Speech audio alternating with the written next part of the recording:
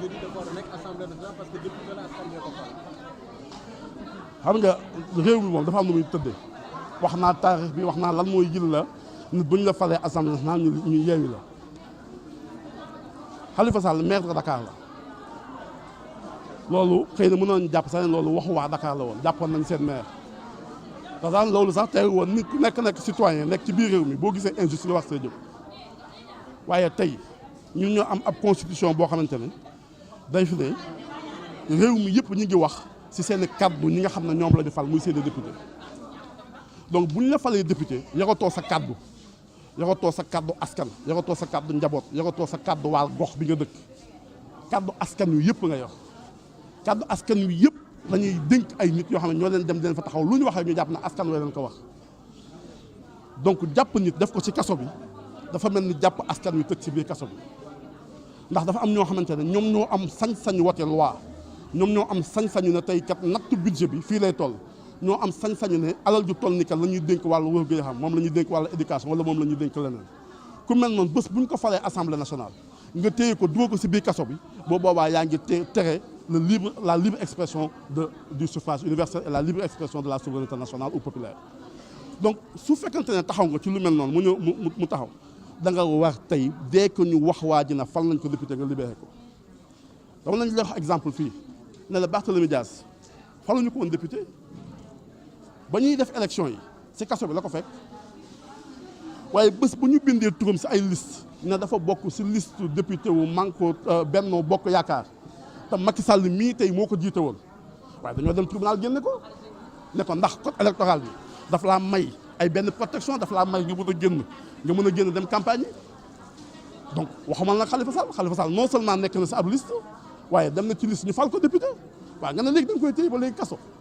lan la ñuy def kon ci biir réew mi jaayante doole lu mel noonu dafa war a dak xam nga lu tax damay ragal ne lu façon yii bu continuer réew mi Senghor nekk na fi dem ñu remplacer ko ci jàmm Abdou Diouf nekk na fi dem ñu remplacer ko ci jàmm Abdoulaye Wade ñëw jeexal ñu ñëw waaye bii bés bu continuer eeru fayonto jamonoy fayonto dina commencer dugg ci biir réew mi jaay doole bi la ñu war a dakkal ci biir réew mi nañu delluwaat ci loi ak ci yoon kenn amul doole. kon Khalifa dafa war a nekk assemblée. mais forcément parce que dañuy installer assemblée nationale dafa am loo xamante ne dafa am sañ-sañu wax koo def assemblée nationale. waaye la ko téye foofu bëgg-bëgg Macky Sall kese la ak procureur am ndax procureur bi ci moom la dépendre même num procureur moo décidé ne Khalifa Sall day dem ci kaso bi mu toog ci biir kaso bi kenn attewu ko kenn jugé wu ko ça veut dire que mën nga ko téye tey fii ak fukki at nga xëy suba teel ñu atte ko ñoo ko defee woon dara nit nag kenn du ko atte ci loo xamante ne dafa am présomption d'innocence nga jël sànni ci biir kaso bi donc dafa am loo xamante ne nekkatul kese bataayu Khalifa Sall nekkul rek bataayu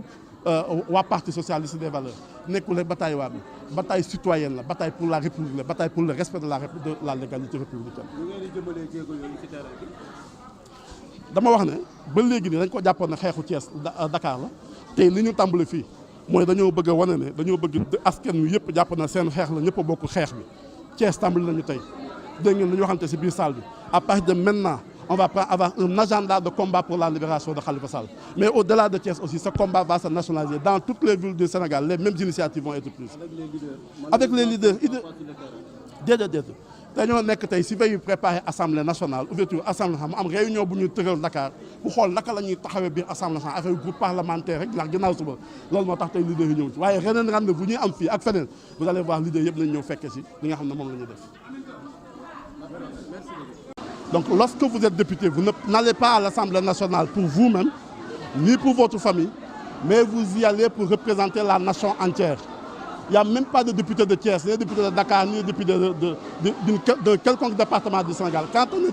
député de la République. On est membre de la représentation nationale. Maintenir quelqu'un en prison, c'est comme si on mettait tout le Sénégal en prison, parce que c'est empêcher au Sénégal justement de parler. Il nous faut aujourd'hui arrêter cette terre-là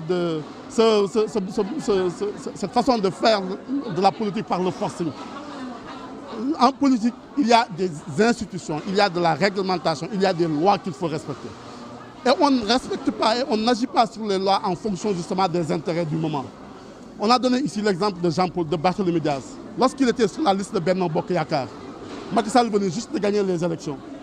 Le juge l'a libéré parce que le juge considérait que la loi électorale donnait une certaine protection à Barthélémy Diaz.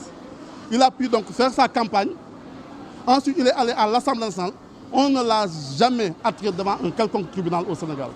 Le cas de Khalifa Sall maintenant vient là parce que certainement il n'est pas du même bord que le président de la République. Non seulement on ne libère pas pour aller faire campagne, mais aujourd'hui qu'il est élu, déclaré définitivement au lit depuis le 14 août, on le garde encore en prison. C'est pour ça que je dis que ce n'est pas simplement un otage politique aujourd'hui, c'est peut-être un otage électoral, mais il est simplement aussi en séquestration. Et il doit être à l'Assemblée nationale jeudi. Il doit être à l'Assemblée nationale jeudi, sinon c'est assimilable à une forfaiture. Est-ce que vous allez poser des actes? Le combat doit être national, président? Oui, le maire de Dakar, c'est le maire de Dakar. Mais un député, c'est un député national. Au-delà de la question simplement de la salle libération et de l'immunité parlementaire, il y a aujourd'hui une certaine attaque qu'on fait par rapport à la règle minimale de la République. La règle minimale de la République que l'on doit respecter. On s'est donné une constitution, c'est la constitution qui donne ces droits-là à un président à un député élu à l'Assemblée nationale. Donc aujourd'hui, ça n'intéresse plus simplement une partie de la population, ça n'intéresse plus simplement quelqu'un qui est à Dakar ou à Pikine, à Guédiawaye, ça interpelle tous les citoyens de la République du Sénégal. Nous avons commencé aujourd'hui au niveau de Thiès. On fera aussi en sorte que dans tous les départements du Sénégal, que le même mouvement puisse connaître jour, puisse naître, et que la bataille puisse être menée au plan national, c'est-à-dire dans tous les départements du Sénégal. Mais est-ce que vous allez poser des actes pour ce jeudi? Ah oui, non. D'abord, il y a des choses qu'on a commencé à préparer. Déjà, demain, il y a une réunion. Il y a des initiatives qui sont prises à Dakar déjà pour jeudi. Et j'espère aussi qu'à Thiès, cette réunion-là sera un bon point de départ pour faire aussi quelque chose le jeudi. Et sans surprise, le chef de l'État a nommé son jeune frère à la tête des dépôts de consignation. Mais je vais vous décevoir, je ne vous crois pas en fait. Je crois qu'on a fait une confusion sur la personne. Je ne crois pas que le Macky Sall que j'ai entendu dire plusieurs fois que lui, il mettra la patrie avant le parti, qu'il ne mêlera jamais sa famille à la gestion de la chose publique, de la République. Alors que même que nous avons des présidents dans le Sénégal, je pense que les journalistes se trompent encore sur la personne. Je pense qu'il n'a pas osé faire ça, je pense qu'il ne l'a pas fait. Je pense qu'il nous reste encore un minimum d'intelligence qui fera qu'il respectera et qui va continuer à respecter les institutions. Malheureusement, c'est une chose faite, parce que Anissa lui-même l'a confirmé. Je suis libre, je vous dis, je ne vous crois pas. Je pense qu'il y a une confusion sur la personne. Je crois que après tout ce que Macky Sall a dit, il ne peut pas faire ça, il ne peut pas faire être à ça. C'est pas possible. Je ne vous crois pas. Voilà. may nuyu ñi fi teew ñëpp comme niñ ko waxee sànq 8h jot na buñ naree lim dina sori kon jël naa ñi fi jaar ñëpp nuyoo daa di nuyu ñi toog ñëpp manit def naa ko samay kaddu ngërëm ak kaddu nuyoo yi Jatara mujjee def ak kaddu sargal yi mu mujjee def jëmale ko ci jeunes yi jëmale ko ci femmes yi jëmale ko ci yenn leaders yi def naa ko muy sama kaddu. loolu su weesoo may wax ni damay jël li madame Mbaye wax mooy l'heure est grave. L'heure est grave pourquoi? Parce que nag juróom benn weer a ngi nii ñu tëj Khalifa Sall ci kaso bi juróom benn weer a ngi nii ñuy jalgati ay droit am bi ci gën a grave ci jalgati yi juriste yi wax nañ ko man duma juriste man ci yeneen fànn lay liggéey waaye am na lu ma ci jot a xam parce que depuis bi ñu jëlee Khalifa Sall ñun waa Manko def ko candidat waxuma la sax tête de liste mais rawatina dañ ko def tête de liste ca la ay droit politique am ak civique am nañ ko waroon a aar jox ko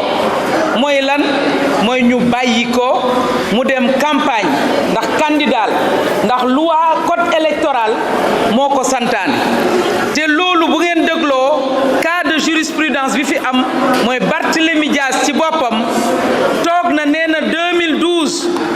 bañ ko tabbee def ko ci liste Benno Bokk Yaakaar mu ngi ko fekk kaso ba moom ñu jiiñ ko ne dafa faatoon nu mu tudd Ndiaga Diouf mais bañ ko defee ci liste Benno nguur gi fi toog tey muy nguuru Macky Sall mi moo taxaw ñu génnee ko ca kaso ba mu dem campagne ba falu député dem porter mandat honoré mandat député kon tey nag loolu su Khalifa Sall tey toogee ñu jiiñ ko jiiñ boo xam ne dara nekkagu ci taxawagu ci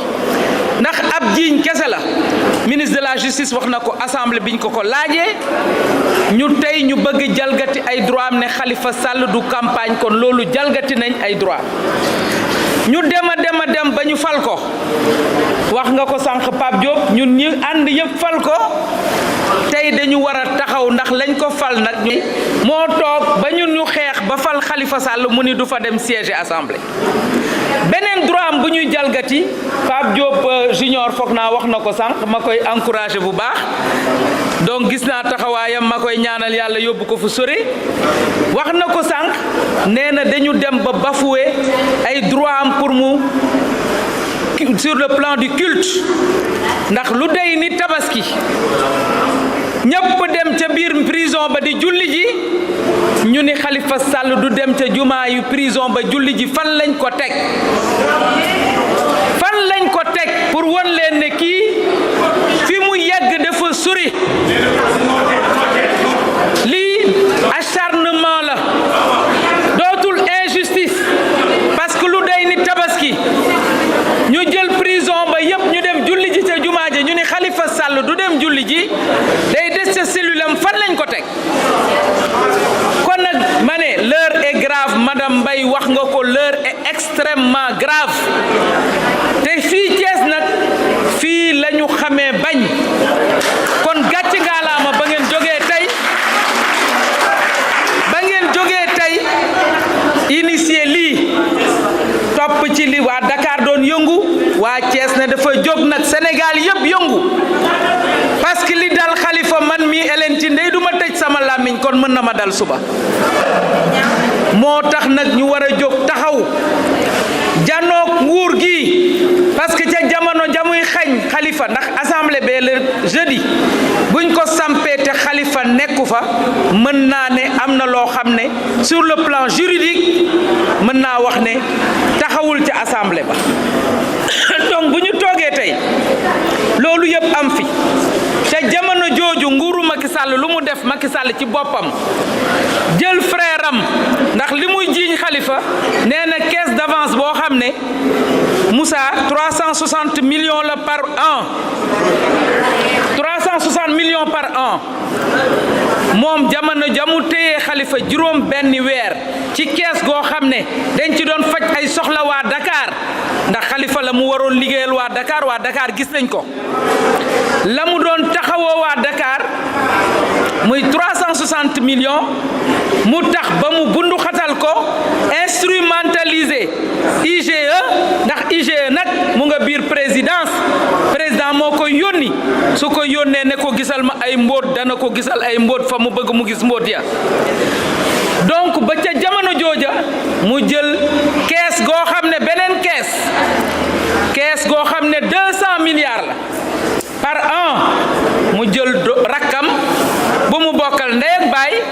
ne yaay dañ ko koy dénk kon nag Sénégal neex na de ndax loolu dañuy toog di ko seetaan yéen waa Thiès yéen a ngi may dégg dama ne ndax li Macky Sall bëgg def ndax danañ ko seetaan di toppee Khalifa Sall keesu 360 millions at boo xam ne dugg na ci waa Ndakaaru ñëpp seede ko mu yeewu jël rakkam ba ko jox beneen kees boo xam ne 200 milliards la te rakk jooju nag fekk na def na ay tooxi dooni ca Petro-Tim ba Sénégal yëpp di ko yuuxu te leeragul ma ne nañu wax waa Sénégal 600 milliards yi ñuy wax ne moom la Sénégal ñàkk ci opération Petro-Tim boobu te Aliou Sall dox ko ak ministre de l'intérieur bii mu ñu tegal tey ñoo ko liggéey te leeragul mu yokk seeni dose yokkal leen ay poste ca jamono jooju muy topp Khalifa Sall ci 360 millions yoo xam ne ay waxi kasaw la kon nag ni nga doon wax madame Mbaye l'heure est extrêmement grave ndax dañuy toog Macky Sall di def maa tey ndax nag boo jógee ci élection yi mu def ba pare ñu ni déet ne waay nga jël ministre de l'intérieur koo xam ne takk na rip ca Petro-Tim nga teg ko fa nga jël ki nga xam ne mooy Aliou Petro-Tim nga ni tey ma jox ko keesu 200 milliards bëgg nag jël Khalifa Sall ne ko ràpp ca kaso ba ma ne ñoo bañ duñu ko nangu.